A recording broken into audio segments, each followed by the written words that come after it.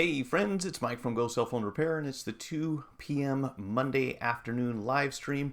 And today we're going to be talking about a whole bunch of stuff, but on the list is the 11.2.2 release for iOS, which is designed, as I understand it, to mitigate the potential for problems with a couple of bugs, vulnerabilities that are built into the AMD processor, I believe. Someone correct me if I'm wrong on this, but this is what I'm reading. Also, we're going to celebrate a new store opening by one of my subscribers, which I think is awesome. And of course, the Galaxy S9 will be the next big thing to hit. And hopefully we'll find out soon when exactly that's going to happen. We'll get it started right after this. Alright, so first off, I don't know what's going on with my cameras today, but if the color looks funny, sorry. It's a little odd, but this kind of thing happens for some reason. I just can't seem to get the lighting just right in here. Anyways, if you haven't already heard, they have something out there called Spectre. And what was the other one? Geez, I actually had the list right here a second ago. Meltdown and Spectre. And these vulnerabilities, or these bugs actually, or potential for problems, can take place on, from what this article says, every computer in the world. So not just Windows, definitely can affect Mac and iOS, which we would have to take to mean that your phone, your tablet, anything that you're using. My understanding is the exception to this rule is the Apple Watch. Apparently it is not vulnerable to any problems related to this. But as a result, Apple has pushed out a patch. I'm actually on their page right now, and they go into some of the background about how this works, and I'm going to read part of that to you, and I will of course put links to this information down in the video description so you can read it in great detail yourselves. And also, if anyone has information about these, please feel free to chime in on the chat. I'll be bringing the chat in here in just a second, but I wanted to start off with this because there are a couple things interesting about it. One thing is that, we always think of, or traditionally we have thought of Apple products as being less likely, if not immune, to be attacked from the outside by viruses, malware, that kind of stuff. And that obviously isn't the case. And at one time, people kind of said that the reason why you don't have to worry about your Mac becoming infected is because that operating system was not that popular, so there weren't a lot of people who were designing or making these malware softwares, or what's the correct phrase for that? Creating, anyways, developing malware for Mac, because there just weren't enough machines out there running that operating system. Now, that was like 10 years ago. And of course, what we see now is that Windows is no longer the primary target. There are plenty of people out there using iPhones, MacBooks, iMacs, and you name it. So obviously people who are into hacking and cracking and all that kind of stuff are going to start going after the devices that are more popular. So this might be one of the very few drawbacks, or one of many drawbacks, depending on how you look at it, when it comes to using an Apple device. You used to kind of think, well, if nothing else, at least it's secure. Well, obviously nothing is 100%, but it looks like it's kind of sliding less out of that secure space and more into the realm of this is what people are going to start targeting in the future. So on the page, this is what they say. Let me bring this over here so we can read it. Meltdown and Spectre issues take advantage of a modern CPU performance feature called speculative execution. Speculative execution improves speed by operating on multiple instructions at once, possibly in a different order than when they enter the CPU. To increase performance, the CPU predicts which path of a branch is most likely to be taken and will speculatively continue execution down that path before the branch is even executed. If the prediction is wrong, the speculative execution is rolled back in a way that is intended to be invisible to software. So if that made any sense to you, feel free to elaborate on it. What I understand, though, is that commands are going into this CPU, and it's choosing what it thinks to be the correct path. And then, of course, if it isn't, it will roll that back. But this has apparently become a good place to attack the CPU and say, okay, you are starting down this path, let's continue that way, and then you can make it do things that you don't want it to. And of course, the problem is there are all sorts of things that people can get a hold of, and I actually have a list of that here. Let me pull it up. So we're talking about the things that, anytime we are looking at, where'd my folder go? anytime we are looking at hacking into someone's computer or other device, really the security of things that they can do bad stuff with, information that you don't want them to get a hold of. And that would include, of course, your banking details, passwords, let's see, including the kernel. Okay, so this is also from Apple's support page. The Meltdown and Spectre exploitation techniques abuse speculative execution to access the privilege memory, including that of the kernel, from a less privileged user process, such as a malicious app running on a device. And again, they can get a hold of pretty much anything, it looks like, that's stored on your computer. So here's the thing. There is a patch. Apple's already pushed out 11.2.2. Should you rush to upgrade? Maybe. What happens if you do? And that is the other part of this, thing that we want to be concerned about. So let's bring the chat in here and say hello to Beha. What's going on? Real World Review and Kodak White. And this time I'm going to read your comments. Last week, I was caught in the middle of a transition and I didn't even see Beha's entire comment, which is why I'm going to go back here today and show you some cool stuff, which is already on the screen. So don't start moving yet. I hope my slideshow stays in place. So here's the thing. It looks like the bell notification worked for me this week. Okay, yeah, that was the other thing. The alerts on this deal, I'll get started on that in a minute, but YouTube has become very challenging to me lately. People aren't getting notifications, and you're definitely not the only person that mentioned that. As of yesterday on Facebook, I cannot publish an announcement for a video and show the thumbnail for that video and allow people to click through to it. Now, this is in part because Facebook really doesn't want people leaving Facebook. They would rather that you stay on Facebook and watch the video there, which is fine, but I would at least like them to be able to see the title and the thumbnail for the video.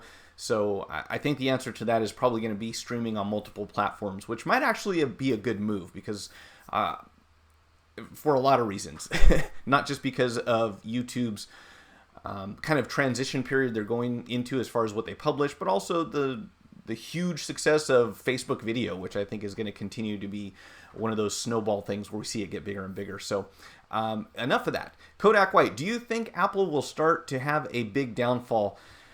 I think that there are a few things that are going to affect Apple in the short term. If I were an Apple stockholder, well, since I'm not, let's be more realistic. I don't have Apple stocks, but if I was looking at Apple, I think that I would probably wait a week or two, and if it does drop, that might be a good opportunity because that company seems to be quite resilient, in the face of many negative events, publicity, and there's all sorts of stuff going on with Apple. We kind of talked about this last week, and with their tax situation over in the UK, with the problems that they're already having with this 11.2.2, the battery drain, all these bad things happening. Personally, and this is just my prediction, I don't think that it's going to hurt Apple so much in the long term, but I think in the next few weeks to a month or so, we might see some big changes in their valuation. So, if you ever thought, hey, I believe Apple's pretty solid and they'll come through in the end, there may be some opportunities to invest in them in the short term because a lot of this stuff is going to cause some fluctuations, if not some downward directions, I would think, not to mention the fact that the iPhone 10 really didn't sell as well as they were hoping it would. And of course, next month we'll have the announcement for the Galaxy S9, and this is typically the time of year when people start really looking at what Samsung's doing as opposed to Apple. So we'll see. I don't think it'll be their downfall, permanently. I think it would take a lot to really bring Apple, bring about Apple's demise. I really don't see that happening, but it could make them kind of rethink the way that they're doing business. At least I hope it will. We'll see. So back to the screen. Beha, congratulations. Like I was saying now here's the thing. If anyone out there who watches this channel wants me to show images of their phone repair facility, I'm happy to do so. I am also happy to not only mention, but fully endorse Beha. If you don't know about him, he's got a store he just opened up. We're going to look through some slides here in a minute out in Stockton. And Beha, when was it? Beha actually attended phone repair training with me back in, I want to say it was 2014, I think. So a lot of people will ask, is now still a good time to get into phone repair? And here's one example of someone who did a while ago, still in it, still going, and just opening a new store. So this is what's really great. And the other thing I noticed about this Beha that makes me really proud is that if you remember during the training, and I tell this to everyone, when you come in and you think about getting into phone repair, if you're going to have a retail location, if you're going to have a social media presence, if you're going to have a website, whatever it is that you do, let's make sure that we communicate clearly to the customer what your business is. And the reason that this I feel is still very important is that the wireless industry is huge. So if you were to see Mike's wireless shop, you would have no idea what, exactly what I do, right? You'd assume that I'm involved in wireless in one capacity or another. And if you drive down the street and you see a very recognizable brand name, you can see In-N-Out and you'll know that that's a burger chain. You can see, what's a good example? Macy's. Everyone knows what Macy's is, right? Because they've been around long enough to be established so that everyone knows what that is. But if you put the name wireless or telecom or anything along those lines into your name and you don't really communicate effectively to your customers what it is that you do, it's very easy for them to just pass by and keep going and look for the next repair shop. And, after having this discussion, and I remember this very well, I was talking to Beha and Berto, I believe, about this. And the question was, well, what is a good name for a phone repair business? Well, I'm going to show you a great name for a phone repair business right now. How about this? Smart Phone Repair. And then you can see is kind of added on to the bottom there, tablet sales service. I can't think of a better way to communicate to your customer what it is that you do. There is no question when you drive past the outside of this building, you look at the marquee and you go, oh, I know exactly what these guys do. And to me, that's awesome because it's so easy, especially with lots of competition out there, to just kind of get lost in the shuffle. And it's like, someone else's electronics or someone's this or someone's phone store or someone's wireless thing. That doesn't tell me anything. But when I look at this sign, I know 100% beyond a shadow of a doubt that these guys are fixing smartphones. They're also working on tablets. And beyond that, sales and service, great to add in there, obviously, if that's something you do. But I love this sign, and it looks even better, or just as good, I say at night, because, of course, it lights up. And, man, congratulations, Beha. That is awesome. I'm going to jump back to the comments here before we do the rest of the store tour, which there's not a ton to, but the iPhone 10 should have been $899. Yeah, I think that the iPhone 10 is more expensive than, more money than I'm going to spend on a phone. However, I have a feeling that Apple was really, and actually it may be dropping down in price in the near future, but I think that Apple wanted to see if they could break that $1,000 mark. That's kind of my guess. I think they wanted to see if people would in fact say, okay, you know what, 1,000 isn't that much more than $999 or $899 or whatever, and to a certain extent they did. I wish we need Motorola and HTC to be the new. You wish Apple would quit. Well, I certainly wish there would be more competition for Apple and Samsung at this point. 11 is terrible, and there are so many bugs for the iPhone 7 compared to the other phones killed, but the iOS isn't optimized very well, so Android phones are doing just as good. iOS 11 is a pure slowdown on an iPhone 6s. Yeah, and I'm going to get to that in just a second, Kodak. So, Beha, this looks awesome. Nothing like a brand new store. You can see here from the inside, this is behind the counter, obviously. He's got accessories all the way down the wall. Very important if you have a retail location, obviously, if customers come in and they're waiting for their phones to get fixed.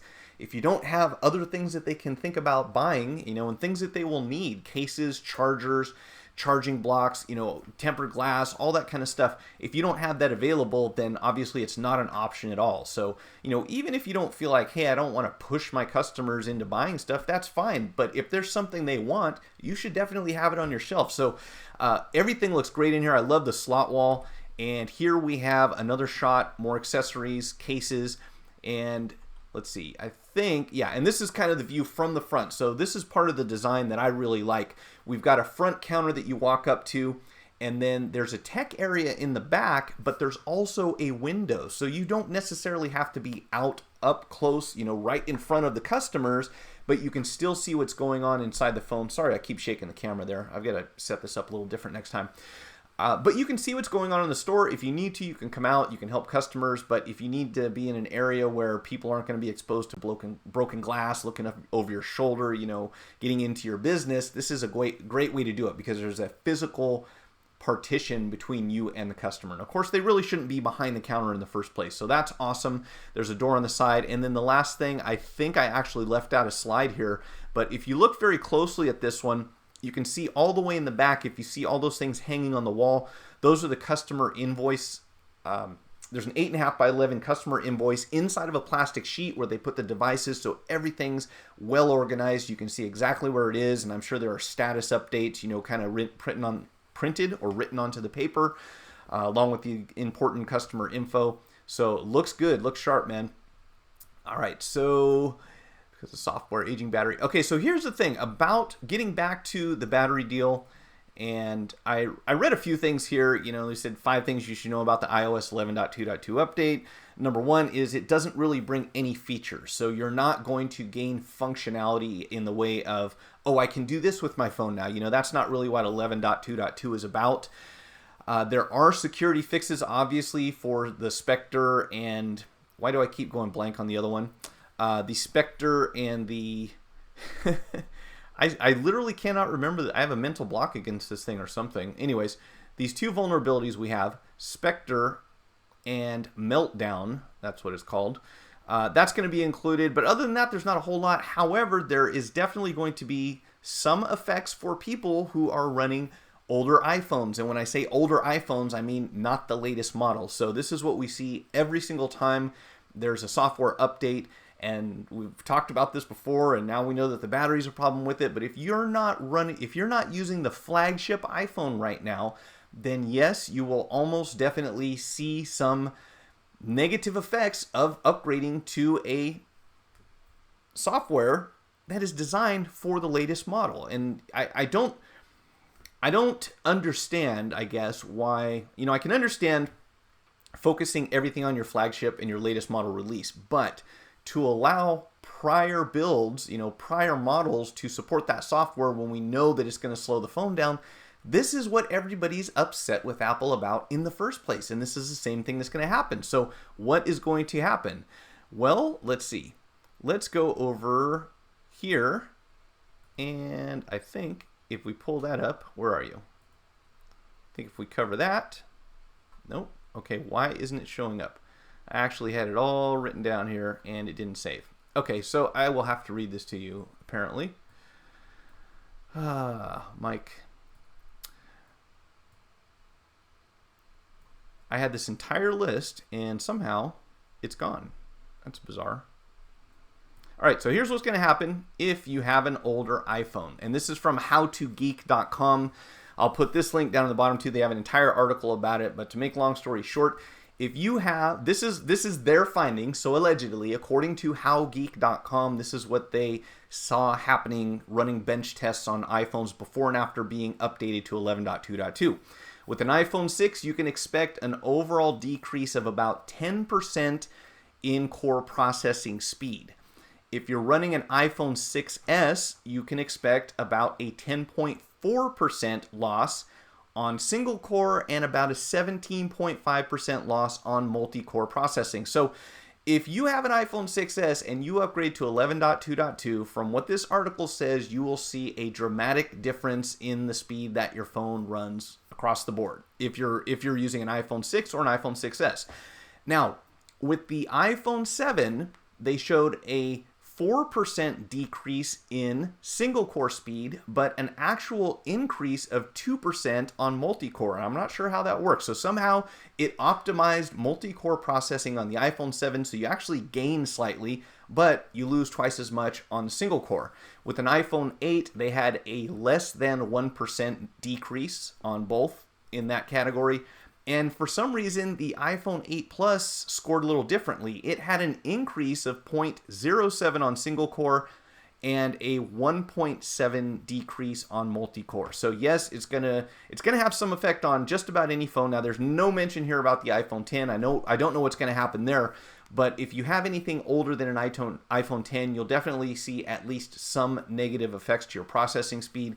And the worst one appears to be the iPhone 6s on this. So yeah, in addition to the battery, now you've got to worry about updating this patch, which by the way, they're saying that so far they haven't seen anyone's phone exploited through these bugs that exist with the Meltdown and Spectre. But obviously, you know, if you're concerned about that, you want to upgrade and not have to worry about it, you can go ahead and do so. But yeah, there's definitely a trade-off there. Things are going to slow down a bit. So let's see. What was this? Is it because of the software? Kodak is talking about the slowdown on his phone. Hey, John Cassidy, what's going on? At the end of the year, at your repair shop, does the profits of accessories come close to the profits of phone repair? Good question. Hey, Beha, if you're out there, you'd be a good person to answer that one. So a lot of what I do is from home, but when it comes to the store itself, I suspect that it varies quite a bit from one repair shop to another. I've been involved with businesses who really focus on accessory sales and others who just kind of have it there and don't really do anything to incentivize customers or employees. So it's really, more than likely, John, I think that most people will tell you it's really going to come down to how you promote those accessories. If you're the only one running a shop and you're behind the counter fixing phones all day, it's going to be tough to take much time out of your day to encourage customers to invest in protective cases or say, hey, we've got something going on here or there. But I've definitely seen examples where employees are earning some sort of commission off accessory sales, and that seems to work really well. So whether it's someone doing it for you or you're running your own shop, when you see the margins, the difference in margins between an accessory sale and a phone repair are quite significant. And not only that, but if you take a look at the liability and the time involved in selling an accessory, which is virtually zero compared to working on someone's phone, it's I'd say a faster, safer way to generate revenue for your store. But again, anyone feel free to speak up on those exact numbers. I really think it's going to make a big difference depending on which situation you're in, how you handle that. Are you pushing accessories? Are you promoting them? Or are they just kind of sitting there on the side? And then of course being in tune with what your customers want. I remember the funniest one to me was like a year ago, and this isn't even an accessory, but those little fidget spinners, those came out, people started putting them in stores and they were going crazy for a month or two. And then of course when they became saturated, now it's like you pretty much give them away. Come on, most people buy accessories online. I don't know, Wayne. I would have agreed with you if you asked me. Like, I buy a lot of my accessories online for just about anything. However, I usually get to see them in a store first, and yeah, I wouldn't argue with the fact that a lot of people do buy accessories online, but I certainly wouldn't say all. I mean, I can tell you by looking at accessory sale numbers or seeing accessory sale numbers in the past from different stores, they definitely do sell in stores. There are customers who will buy everything online, and those are the customers that can be a little difficult to deal with sometimes, especially when they come in and they say, I can get this screen for a lower price online, and then you try to explain to them the differences. But yeah, there's certainly a market for online accessory sales. However, I know that when I was working in retail, and anytime I'm in a retail store, we certainly are able to sell accessories. So I wouldn't say everyone. Do you think the next iPhone they use will... Do you think on the next iPhone they will use a new technology with the batteries with all of the problems Apple has had with batteries this year?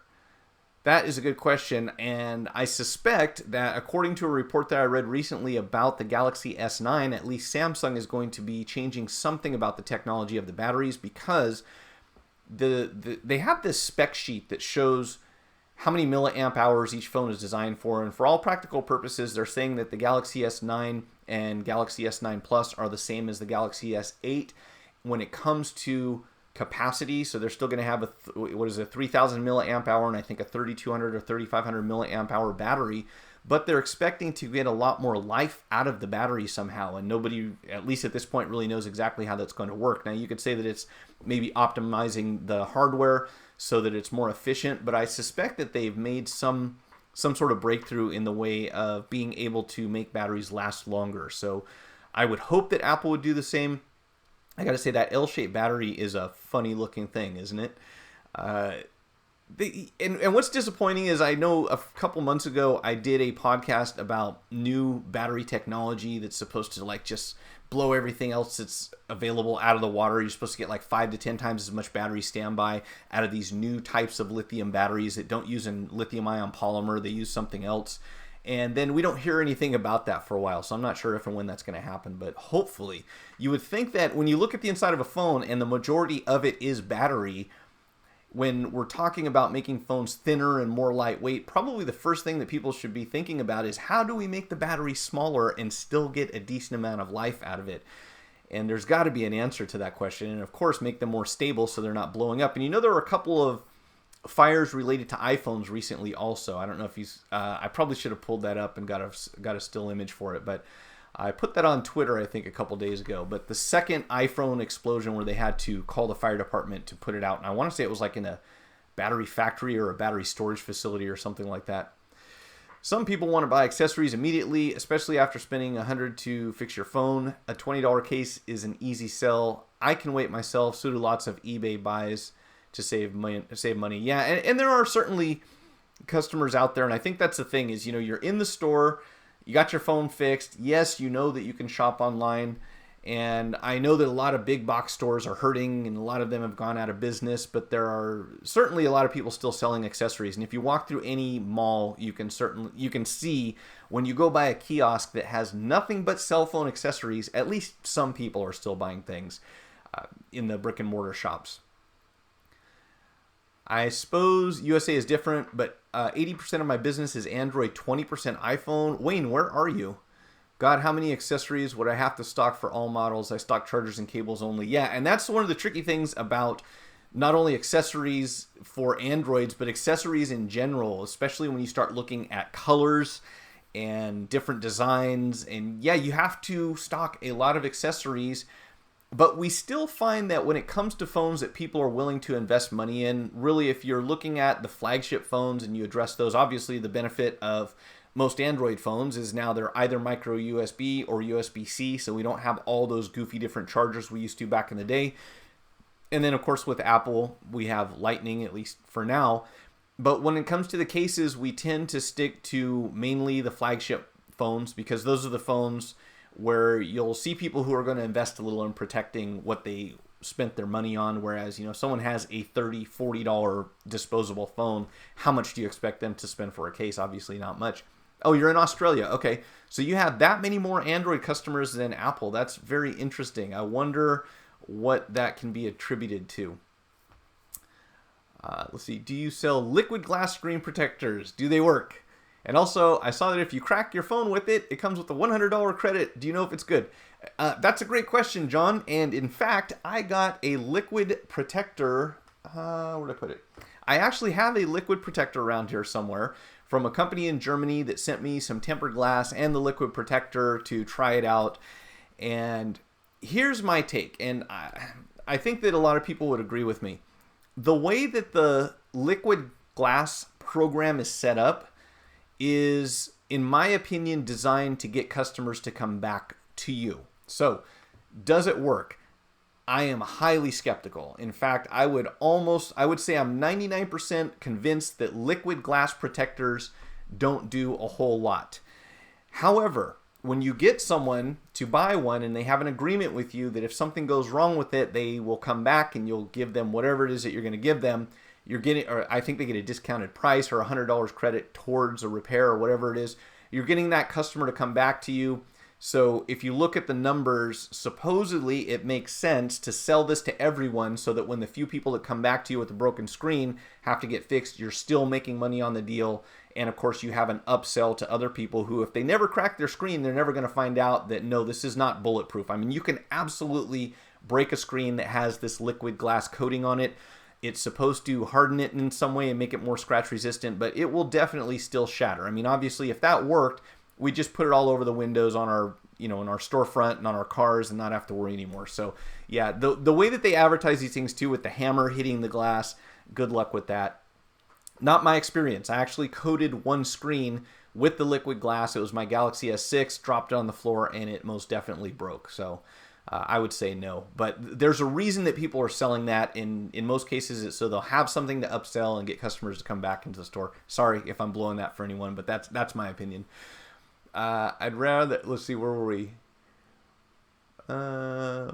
When you stock cases, you go into it knowing that 20 to 50% of your stock will be useless in a year. And there's always a question, do you have it in this color? Yes, good point. Thank you. That was one thing that I wanted to get to also when it comes to accessories. And that is, no matter how many different types, styles, sizes, colors you buy, you will get stuck with a lot of your product. So for that reason, when people say, oh, I can buy this case online for $4, how come you're selling it for $20? Well, that's because 50% or more of what we buy never gets sold. So you've got to make your markup on that stuff for sure. And when it comes to colors, I think I brought this up briefly last week, but with the exception of local teams, sports, what else would fall into that category? You will have some variation from one market to the next. We have a store that sells what I would call the bling type cases, the real bright, shiny stuff that has jewel encrusted, gold plated, mirrors built into it. I've seen stores where those do well and stores where nobody will touch those. So you have to obviously be in touch with the demographic that frequents your store the most often. But beyond that, I'm still sticking to my philosophy, which is buy it in black and white and pink, and then of course add to that any sports or any colors that are kind of important to your locality. It could be the college, the high school, it could be the nearest football team, whatever it is, but you want to have that stuff on the shelves. But beyond that, I wouldn't get too crazy with colors, because when someone comes in and says, oh, you don't have this in green, you don't have it in purple, I have to have this. If you buy 6 of those cases in that color, I guarantee if they come back to buy it, you'll most likely get stuck with the other 4 or 5 or whatever it is. So I try not to get too diverse when it comes to colors, and also just to not confuse customers and give them 101 choices when really they want 3 or 4, and that's usually sufficient. Let's see. Hey, Nate, what's going on, man? I'd rather have touchscreen station set up, input your phone model, see accessories, buy, we order, or better mail directly to customers. And that is a great idea, Wayne. In fact, that's something that I did at one point with OtterBoxes, because we would have people come in and say, I have to have an OtterBox. And I go, okay, fine, here's the OtterBoxes we have. And of course, we didn't have the exact color they wanted. So I said, look, what color do you want? You can buy it right now. I'll have it shipped directly to you. And in that situation, we can collect a small processing fee. There are, believe it or not, this is a crazy thing. I think, Wayne, you were talking about mail order stuff, or was it John? I think it was Wayne. So here's the thing, when we talk about customers who buy in-store and customers who will only buy online or prefer to buy online, there's definitely a crowd that doesn't like buying stuff online, period. And I've run into this many times in the store, but also with people who I've worked with that are in phone repair, and they don't like to deal with online transactions for whatever reason. So if it costs me 5 minutes and I charge you $5 or whatever it is, and you tell me what you want, I order it, have it sent directly to you, you pay me up front, we're good. You didn't have to use your credit card because you're concerned with making purchases online. Why not? So I've definitely done that in the past, and it's certainly a decent alternative, assuming nothing has to be returned, and that's where it gets a little more complicated. But for the most part, it worked out pretty well. And we did that with not only cases, but a few batteries and chargers for some very old, obscure phones that we just didn't happen to have on hand. And we were saying, well, I don't want to order this and get stuck with it, and the customer's happy to pay the deposit up front. Why not, right? Okay, let's switch this back here real quick in case anyone hasn't been on here. Again, everyone, congratulate Beha on his new store. I'll be interested to hear how everything's going over there. Once I'm sure you had your grand opening like last week, right? So that's awesome. Let's see. So do you think, like usual, the iPhone X after 1 year will have a $100 price cut or a $200 cut? Yeah, I would suspect that if I had to choose between those, I would think and hope it will be a $200 cut, because it'd be kind of silly to go a year and still have a phone that's 90% of $1,000 or $8.99 or $9.99 or whatever it was. That would be my prediction, but I'm just guessing here, really. In a perfect world, we could just 3D print cases for each sale rather than buying bulk of cases we may never sell. It's a great idea. It might happen in the future, but imagine you'd have to be hooked up to a system like that freeze machine where you pay every time you print something out, most likely, if it's someone else's design. Let's see. Australia has its iPhone fan base, but it is widely known here how anti-competitive Apple are and how locked down iOS is, e.g. music, video, etc. via iTunes only. That's interesting, Wayne. And you might have been on here a couple weeks ago when I was talking to a whole bunch of people from Australia, and it's really cool that you also have that 2-year thing, right? So you automatically get a 2-year warranty when you buy an iPhone, and I think there's somewhere in Europe that does the same thing, but for the rest of the world, like us, we get 12 months, and it seems like that's what a lot of these devices are designed to last. Where do you get your bulk screen protectors from? And can you give me a link? Because I need to order some, preferably eBay, but AnyWorks. I found a good one, but it said it was 1 millimeter, but tempered as 0.33. Oh boy. You know, John, can you shoot me an email when you get a chance? I'd rather not post that here, and I'd rather not put it in this stream right now for a number of reasons. But I'll be happy to tell you where you can get this stuff, but I'd rather not post that publicly. Holy cow, Beha has a new store, and I'm opening my first shop too. Oh, you're going live Monday. Awesome. Nate, if you get some pictures, bring them. I'll be happy to show them. I don't know if you already saw, I did a little slideshow of Beha's store earlier, so I'll turn that back on towards the end so you guys can check it out. But awesome. 3D can be pricey. Yeah, I guess that would be the other concern, right, is the materials involved in producing a 3D case. But we shall see. Okay, here's another thing that we don't really have a whole lot of information on, but if anyone does, feel free to let me know because I'm curious to hear. Sounds like we will find out when the Galaxy S9 is going to be released at Mobile World Congress in February. So they'll launch in February and then tell us when we get to buy it. So that really doesn't give us a lot of information. We would expect it to come out the same time that it does every year, which I believe is in early March. But what they are saying is that they think they have a pretty good idea on the specs, and it looks like 5.8 inch / 6.2 on the basically the plus version. Super AMOLED curved display, of course, 570 pixels per inch or 529 pixels per inch if you get the larger version. Android 8.0, Qualcomm Snapdragon 845, 4 gigs of RAM, 6 gigs of RAM on the S9 Plus, and it will supposedly be available in 64 and 128 gig with the Plus version having, let's try to say that again. So the Galaxy S9, 64 and 128 gig, the Galaxy S9 Plus, 128 and 256. Cat 18 LTE support, I don't know what that means, but it says 1.2 gigabits per second download speed. Rear-mounted fingerprint scanner, of course. Oh, wait a minute, that's new, right? Give me a rear-mounted fingerprint scanner. 12 megapixel dual camera with optical image stabilization. Aperture is f/1.5, f/2.4. Vertical dual-facing rear camera. Big surprise. Bixby AI Assistant, which apparently not too many people love. USB-C. And a 3.5 millimeter headset jack. I wonder what that's about. Wireless charging, obviously IP68 water and dust resistance. A built-in FM radio, which I assume you'll be able to use, which is new. Because I don't know if I think I went over this before, but you know iPhones up until the 7, I think it was, have an FM radio built into them, but you can't use them. And updated DEX docking station. That'll be interesting.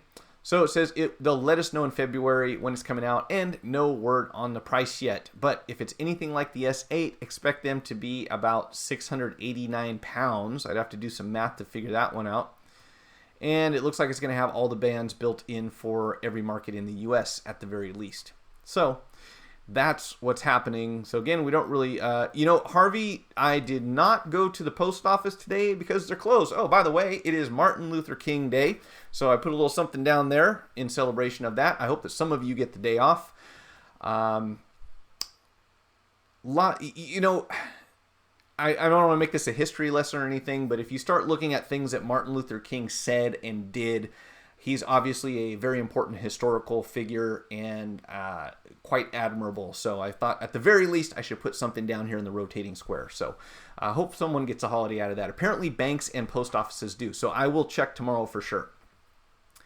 Let's see, where are we? Renting. So Nate is renting a small floor space in the mall for micro soldering and iPhone repair. Oh, interesting. Now, is that going to be an enclosed space, or are you going to be out there in the middle of everything where people can walk around and kids can put their hands up on the counters? Because that makes a big difference. Let's see. Wayne says, 2-year warranty, as I've seen Apple have to fix 3 years plus for free. It's based on purchase price versus expected life. That's interesting.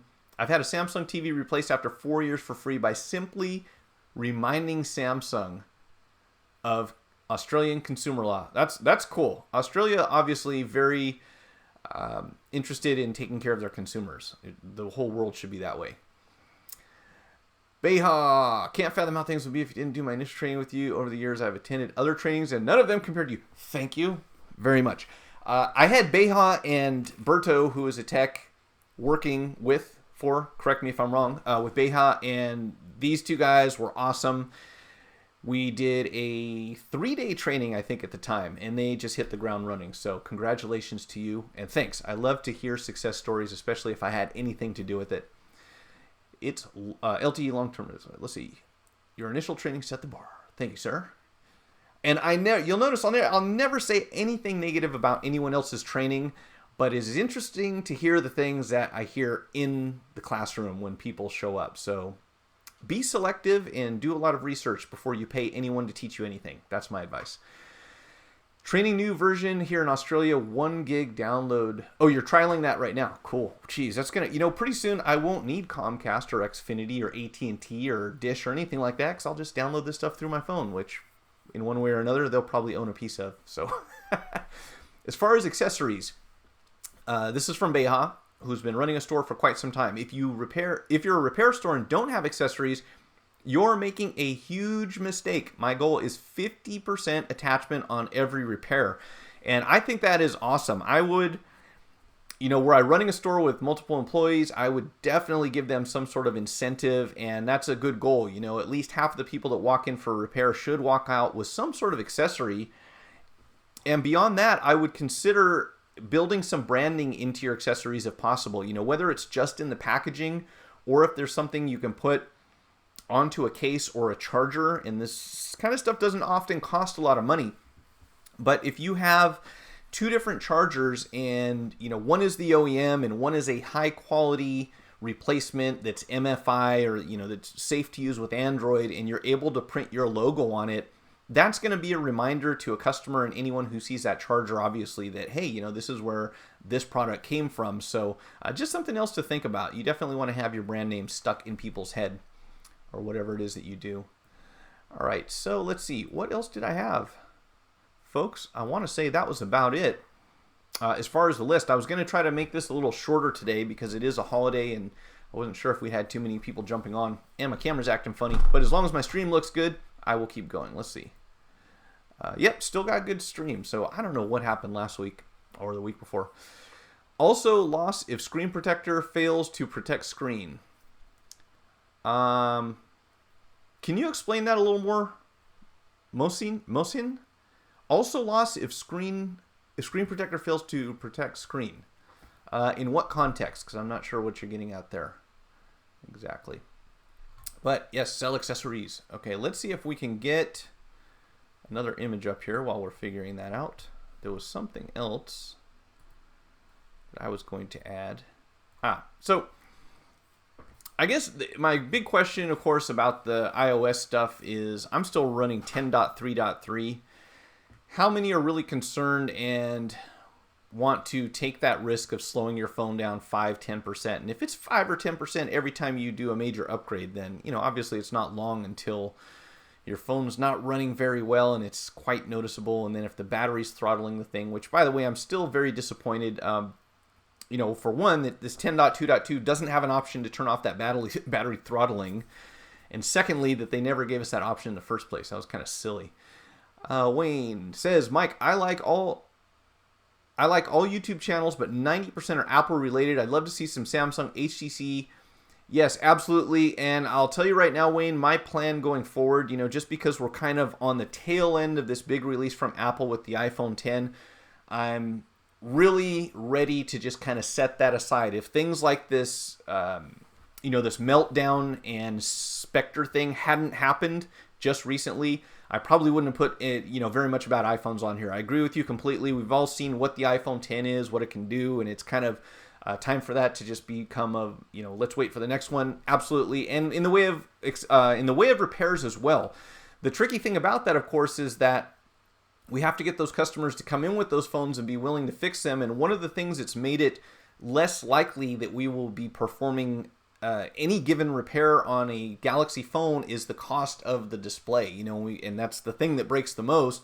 And someone comes in and sees the price tag on replacing that AMOLED screen, and they go, oh, well, let me see what my other options are. Now, of course, with iPhone going the same direction, that's going to be the same story for everyone in the future, I would imagine. So I agree with you completely. I would love to do more HTC, Sony. Well, I don't know about HTC. I'd love to do more Sony, LG. We're probably going to be seeing a lot more from Huawei. I believe that Xiaomi was planning to launch in the US, and they kind of delayed that a bit, but absolutely. Did you figure out how to use the recording thing that will help you record while repairing? So here's what I figured out,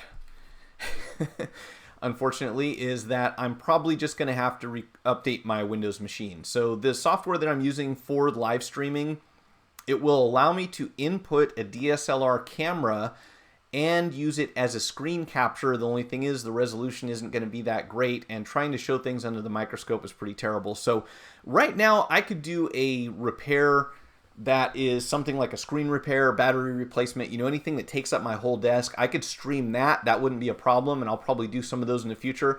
But when it comes to using the microscope, I can't figure out a way to make it work in high resolution on a MacBook, like on any Apple computer, basically. So what that means is that my old Windows computer needs to be upgraded. That's the only way that's going to happen. So yes and no. I figured out how to do it. It's just me, biting the bullet and probably upgrading my processor and my motherboard and what else? Buying Windows 10, I guess. So yeah, it's coming. Sorry for the delay. One of these days, soon, I plan to. Now I can always pre-record these things. Probably what I'll do, I think, alternatively, is pre-record some repairs and then show them here, because honestly, it'd be easier for me to be playing back the repair and talking to you guys and running this board rather than trying to do the repair and I have to take my eyes off everything else, unless I can get someone else to come on here and control what's going on the screen. So I will get it worked out. You have my word. My space is in the front. This is Nate's Tech Services. My space is in front of a computer shop sharing their space. I'll be right at the front entrance behind a bay window. I'll have cameras on my hands and scope that face out. Hey, that's cool. As long as my only concern was, not having people walk into your area, because as you know, people tend to bump the table and do all kinds of funny stuff. So that's awesome, man. Send me some pictures if you like. I'd be happy to put them on here and show people what it is that you'll be doing. The thing about having a camera on you during a repair, does that make you nervous at all? Because if you're going to make a mistake, now I shouldn't say it because I don't want to jinx you. If I'm going to make a mistake, it always seems like when the camera's on, that's when things don't cooperate, and I hope that doesn't happen. But at the same time, great promotional tool, obviously. If someone walks by and sees micro soldering taking place on a screen, chances are that that's not something that they've seen before. A lot of people have seen a phone repaired. I mean, heck, they've got TV shows now that'll show you how to repair a screen. But seeing something under a microscope, that's a great idea. I would definitely be in favor of that. And speaking of, I wanted to mention this because I saw another article. Okay, this is dated January 8th, 2018. And I know I'm jumping around here a bit, and that's because of the delay on the chat and because I have so much other stuff here that I wanted to show you before the next 12 minutes elapses. Now listen to this. This is what drives me nuts, okay? This guy talks about how to fix your phone screen. This is on a website called Tech Advisor. I'm not going to do a screenshot on this one, but I will put a link to this down in the bottom. But listen to this. These are the instructions. I don't know who he's targeting this article towards, but these are the instructions. How to fix your phone screen. Step 1, first of all, assess the damage. Okay. and get a plastic cover. That's about all he says. Decide whether or not your phone, if it's still displaying a picture, you should be able to control your phone. You can still use it. You don't have to fix it, but you can. You can cover it up with a plastic screen protector or a piece of tape. Okay, that's step one. Listen to this. Step two. Now that you've taken care of the immediate issue, you'll need to work out what you're going to do regarding a longer term fix, right? So we're talking about a phone repair here. If your phone is insured or still under warranty, I'm going to say that again. If your phone is insured or still under warranty, then you may be able to get your screen repaired for no additional cost. Now, where on this planet, in what market, at what store does that happen that your phone is under warranty and you get your screen replaced for free? I don't know of a single one. I can't think. Why would you write an article, where do you base your information for this article where people can have a phone that's still under warranty? It's been less than a year since I bought it, so I'll take it back and see if they'll fix my screen because I broke it. This is how this kind of information gets perpetuated, and we get to be the bad guys telling customers that no, when you broke your screen, when you dropped it on the concrete, that's not covered by your warranty. Warranty and insurance are two different things, and you don't have the latter. That's not what we sold you. We gave you a warranty on the part. So this will obviously vary on your insurance plan, and some companies, like Apple, won't replace your screen under warranty if it was an accidental breakage. So check the small print.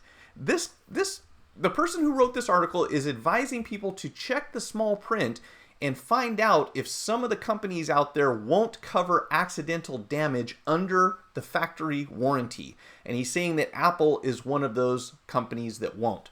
And I would challenge you to find any company that does. Maybe someone who specializes in heavy-duty phones like Caterpillar or something like that. Maybe they have an unconditional warranty, but I don't know of any. That really just annoys me that people would, and of course, there's got to be some comments down here arguing this, I would hope. But why would you say something like that? Warranty does not cover accidental damage. That is ridiculous. I just don't get it. Let's see. Let me get this chat bigger because my eyes are not... Oh, I can't make the font bigger? You're killing me. Okay. Let's go back to Harvey. Talking to Nate. Don't forget to use a fume extractor. Your videos are awesome. Good advice, Harvey. Thanks for looking out and saying that. And I remember you asking me about my ventilation, and I think that is something that goes ignored quite often when people are micro soldering and they think no big deal. Well, if you're using the factory solder on the phone and the flux, obviously those fumes aren't good for you. You shouldn't be breathing them. But if you're using leaded solder, you definitely want to have an effective fume extraction system set up. If not, that stuff is going into your body and you can't really eliminate heavy metals. And if you're worried about, reproducing or not getting cancer, it's a good idea not to get those fumes inside your body. Just saying. Let's see. Where are we? Glass only repairs on S6, S7 Edge are easy enough, but you need freeze machine with compressor, not TGGE liquid nitrogen models. Liquid nitrogen gets expensive, I would imagine. Have you done those, Wayne? I have not removed the glass from an Edge with the freeze machine because I don't have a freeze machine. And maybe I will in the future. It looks like that's the direction we're probably going to be heading. Nate says, doesn't make me nervous. I'm hoping it will draw people into watch and talk to their friends about it. It's like music. Most people don't notice a mistake. I definitely agree with you on creating some interest. That's a cool idea. Pink line down S6, S7 Edge screens. It's easy soft rubber type soldering tip on screen. LCD flex fixes 95%.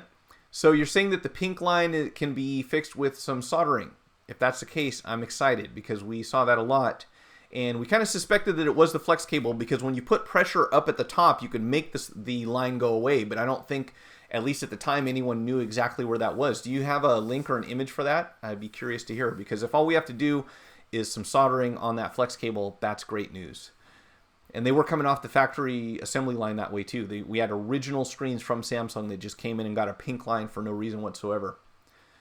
I don't have Apple Care Plus, but it was under the warranty. My phone was cracked, and I went to Apple and wanted to replace the battery, and he lied in the report and just gave me a new phone. Okay, well, obviously, sometimes there are exceptions to the rule, and I've had the same experience where I go to Apple.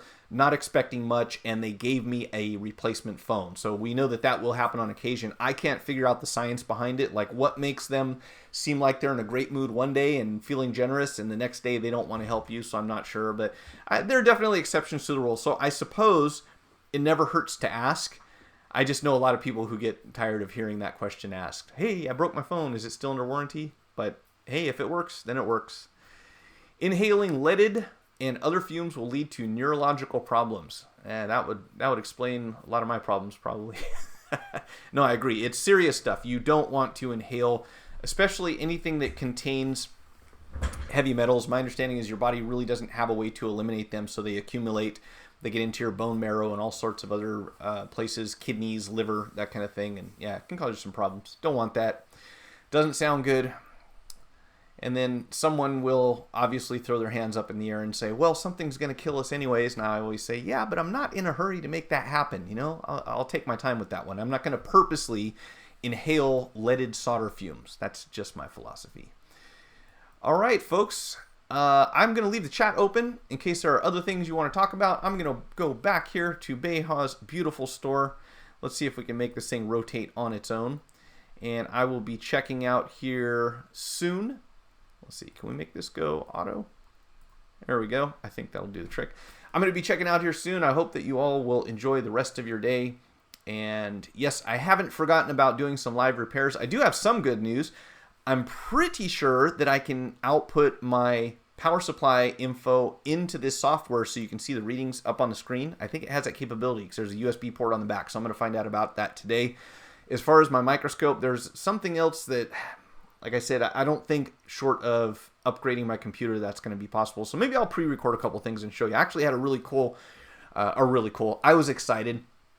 I had a phone that I worked on like 2 times when it came back from another repair shop who didn't do the job right. And I figured out, basically rebuilt the entire backlight circuit on the iPhone 6 and solved the 30% brightness problem. And it ended up being either the diode or the coil, but either way, replaced both of them. And there's some really cool replacement coils now that you can get for the iPhone. I think it's the 6 and 6S and all the way down to the 5S. And the coil, you can actually access the edges where the soldering points are so that they're much easier to install than those block-looking things that are in the phone already. Let's see. Look at Awesome Store. It's certain Apple stores. There's one in the mall and they are serious and don't fix for free, but another one that is not in the mall and is great and always replace a phone that is under warranty. Huh. Yeah, it's kind of hit and miss, right? I mean, I've gone to the same store more than once and had totally different experiences. And I want to say one time I went to an Apple store and I can't remember if it was blue or red at the time, but I happened to be wearing a polo shirt that was the exact same color as the shirts that the employees were wearing. And from start to finish, that was my fastest in and out, quickest take care of the customer experience I've ever had in an Apple store. And I don't know if that was coincidental, but when I walked in and I looked around and I said, oh, great, I look like everybody else here. People are going to probably start asking me questions. They were on it like that. They got me processed and I was out of the store in like 20 minutes. So that was like interesting to me. I think that I might test that again in the future. Try to wear the same colors that an Apple rep does and see if they don't treat you faster at the very least. That's my idea. Let's see. Harvey says, wow, awesome looking store, Beha. Congrats, man. There's nothing like a brand new store, right? Still got that new carpet and new drywall paint smell in it. That's a great looking store. Is this your first? Yep, done plenty. Wayne has done plenty of glass repairs. No problem. Awesome. Hey, that's good to know. I'm going to look into that further because we don't want to have to send away anything to the manufacturer because that sucks. Third store. That's awesome. Awesome stuff. You know, I had a picture that I was going to put on here for when we weren't looking at stores, and I'm going to see if I can find it right now.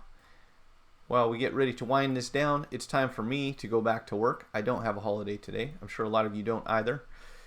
Let's see. Where is my generic picture to put on the screen when we're just talking about random stuff? That should be an easy description to find, right? I don't know what I did with it.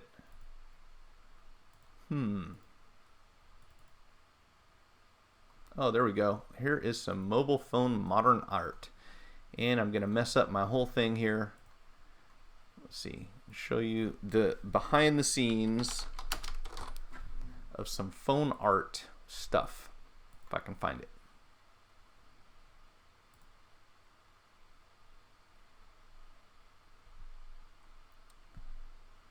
And did you notice I didn't have a big delay at the beginning of this stream? I had a feeling people were probably annoyed with coming on here and then seeing that waiting to get ready, waiting to get started stuff. Let's see, mobile phone. Okay, so let's see, let's put this in here, and then that way, why are you gonna act funny like that? That way, when we're not in the middle of a discussion, we have something else on the screen that is not direct. I don't know if this is supposed to be a whole bunch of Nokias, it looks like. Let's see. If it's under warranty and you have a problem, that is not screen or battery, they just replace it. If it's under warranty and you have a problem, yeah, if it's not screen or battery, I'm just talking specifically about screen damage, you know, accidental damage. I would think that in most cases you wouldn't expect them to replace it, but there are exceptions, of course. Pink lines is ACF flex bonding tape, lifts from heat, just needs to be hot pressed down using, it's sort of a 1-inch long bar, soldering tip, rubbery, cheap. Okay, I need to figure out what that is because I have not repaired that problem before, but it would be good to know what that is. Thank you, Nate. Thanks for joining me. Thanks, everyone, for coming on. I will be back on Thursday at 6 p.m.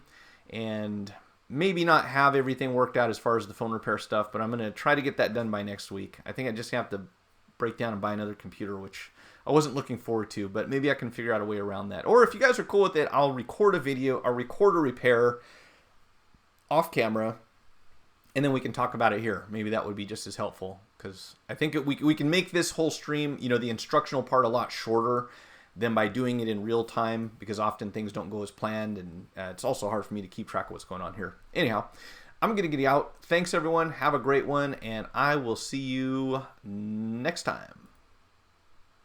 Wrong end. Let's try that one.